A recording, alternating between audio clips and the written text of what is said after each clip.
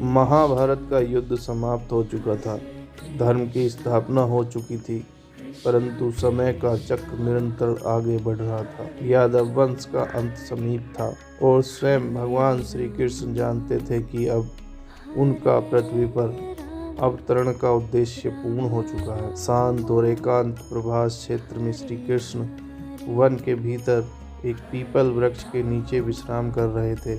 उनका मुख शांत था, नेत्रों में करुणा और मुस्कान में अपार ज्ञान झलक रहा था। वे किसी चिंता में नहीं थे, क्योंकि जो जन्म से परे है वह मृत्यु से भी परे होता है। उसी वन में जरा नामक एक शिकारी शिकार की खोज में भटक रहा था। दूर से उसे वृक्ष के नीचे चमकता हुआ श्री कृष्ण का चरण दिखाई दिया। अज्ञानवश उसने उसे हिरन समझ लिया और बाण श्री कृष्ण के चरण में लगा। जगर घबरा गया। हे भगवान, ये मैंने क्या कर दिया। जरा दौड़कर श्री कृष्ण के पास पहुंचा और उनके चरणों में गिर पड़ा। प्रभु, मुझसे भारी अपराध हो गया, मुझे दंड दीजिए। जरा भय मत करो, श्री कृष्ण ने कहा। यह सब विधि का विधान था, इसमें तुम्हारा कोई दोष। अपने अंतिम क्षणों में श्री कृष्ण ने क्षमा, करुणा और सत्य का संदेश दिया। श्री कृष्ण ध्यानमग्न हो गए। सूर्य अस्त होने लगा।